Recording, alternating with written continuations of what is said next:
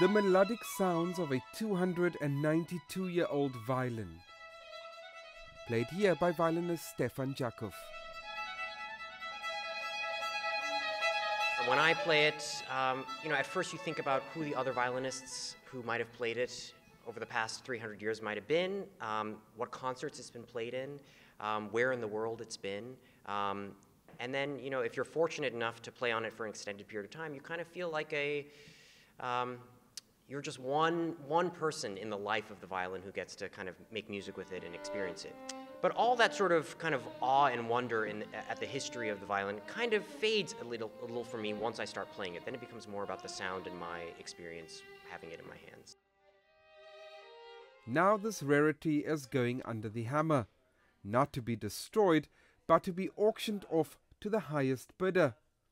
The starting price for this musical instrument is $10 million. We are starting at a very moderate starting price. We want to make it attractive. It's hard to price these things that they're so scarce, there are so few of them, and really few of them come available to the market. And moderate as its starting price may be, this violin, crafted in 1731 by legendary Italian violin maker Giuseppe Gennaro del Gesu, has been part of the collection of Chinese-born businessman Su Wing Lam right here in New York since 1979.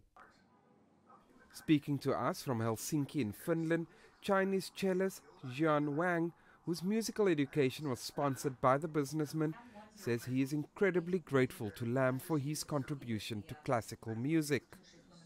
I am incredibly grateful to Mr. Lam because he changed my life, and what happened to me is almost like fairy tale, and it's stories that you read in books, but it happened to me. And because of that, for me, he is the most incredible people I have ever met in my life. But I think we need to cherish these people because these people are a reflection of the better part of humankind. Su Wing Lam passed away in 1988. The Baltic is the only violin to have ever been displayed at New York's Metropolitan Museum twice. There are only about 150 such violins known to exist around the world, and they are cherished by musicians for their deep and rich tone. Jody, CGTN, New York.